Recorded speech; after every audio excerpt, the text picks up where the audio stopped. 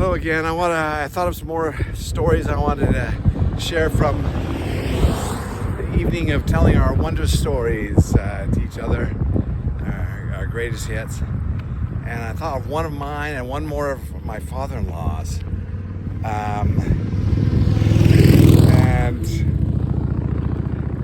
Oh yes, okay. I just skipped my mind for a second, but I just thought of it again. Okay, so my father-in-law, he's passed away. He died at, was he 89, 88, upper 80s. He passed away. He had a nice long life, and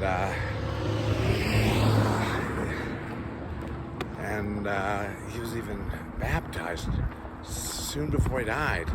Can you believe it? And we never had, I had no clue that he ever had such an inclination. But in our absence, he was befriended by some very wonderful members of the church in his ward, and he was so impressed by this brother who faithfully visited him and his elderly wife.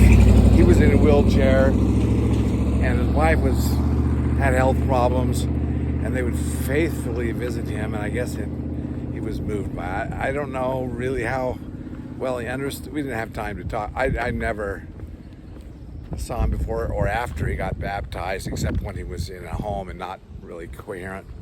So I didn't have time to really see how much, or question him, or see how much he really understood of the gospel. But okay, here's another story. So he was fearless. He was fearless, and when they were in the United States, probably just for not too long, but anyways, at the same time, or roughly around the same time as that San Francisco driving story I just told. But he was fearless, and he didn't speak a lick of English, okay? But my wife said he loved the convenience store burritos. You know, Maverick. I hear in Bountiful in Utah, there's a place called Maverick. I have a feeling it was a Maverick store. And anyways, he was fearless. You know, my wife speaks English, and there's others, her brother speaks English, and, you know, he could have relied on someone, but he was going to go in the store by himself. He charges into a convenience store, let's say it was a Maverick, and he comes out with a piping hot burrito and a wrapper, and my wife and her brother, and probably his sister too, and wife, how did you make this happen? How did you communicate this to them not being able to speak a lick of English? And they surmised, I think, because they weren't there to witness it, but that I think he may have said this, he just kind of used sign languages. He said, you know, I probably had the burrito in his hand, and says, ooh, ooh, ooh, ooh, ooh, ching, ching, and he may have said, you, please. I don't know if he said that in English. I doubt it. But he made himself understood to this store clerk, and he comes trotting out of the car with his piping hot burrito. So proud of himself. And it was quite a funny story. Okay, now I have one of my own to tell, okay? I'll try to make it as quick as possible because it's kind of involved, but as I've said before, I used to be a flight attendant for Delta. And one time on a flight, I think it was from Tokyo to LA, I believe it was, and call light going on up in first class or business class. Probably business class. Call light goes on. I respond. Okay, and this guy comes and says, my wife is unconscious. Can you call a doctor? Strangely enough, on almost every flight, there's someone in the medical field on that flight, okay? But this time, there was no doctor. There was no doctor. We had one guy who rang his call light and responded to the call, because I went on the PA system. I said, if there's a doctor in the house, or an EMT, or nurse, or anybody that can help us, we would, love to have your help. He rang the bell, and he says, I'm a retired doctor. I haven't practiced in, 15, 20 years.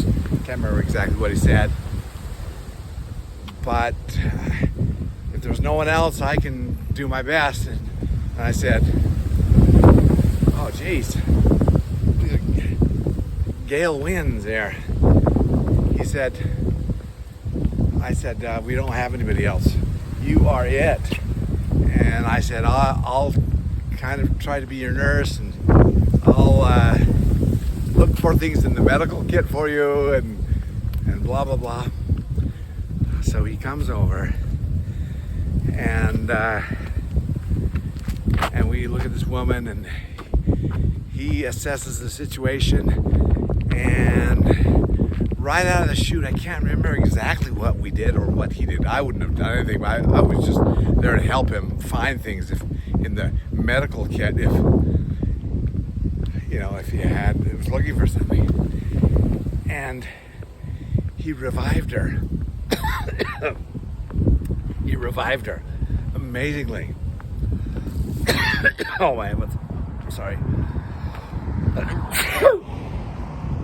Oh, and then so there's probably pollen in there. Okay, so we revived her, and then a little bit of time goes by, maybe an hour or so, and she's doing fine. And all of a sudden, the call light, same guy's ringing the call light again. He says, I'm sorry, my wife is gone unconscious again. Oh no. I said, okay, let's get our team back together. And this time the doctor came over again, and I think it was the second time that there was an IV fluid bag in the medical kit. He says, let's get this going. And he said, I haven't done this in so many years. Like, how did this go? I can't remember how to, blah, blah, blah. So I didn't know, but he was kind of struggling to hook up this IV. And I was there. It was getting normally at a hospital, you have your IV hanging way up high, and it's dripping slowly right into this tube and going into the veins. But we had no place to put the bag high up, right? So I was kind of massaging the bag, trying to get the water to flow through it, pushing this water fluid through the thing, and lo and behold, we bring her back to life again. I don't know what the problem was. I can't remember.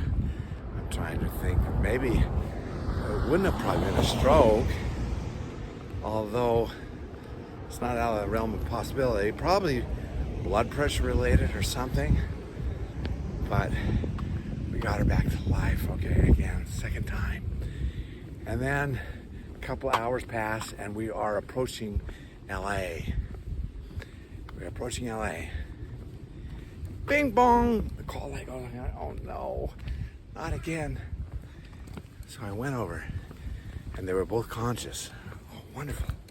We were approaching the airport, and and they were both looking at their watches. They asked me, excuse me, do you think we're going to make our connection in LA? Here she was. She practically died and come back to life twice. And she's worried about her connection flight. And I said, oh man, I wouldn't count on catching that connecting flight, because when something like this happens on board, you're going to be met by EMTs with a wheelchair and an ambulance, and be taken to the hospital for further evaluation. So I wouldn't count on making your connection flight. But I thought it was so funny. It's not like, oh, my wife is alive, or she's well, and we're landing in Los Angeles. we're gonna make our connecting find. I thought that was so funny. But anyways, let's see. That's a good 10-minute story. I mean, 2 stories combined, 10 minutes, and a lot of wind. I hope you can hear that. But I'm gonna check out and probably leave it at these two videos for today. Thank you for listening, and if you like the content, let me know. And I've got more stories where these came from. The greatest hits from me and others that I will ask for permission to share if you like them. Okay, thank you very much.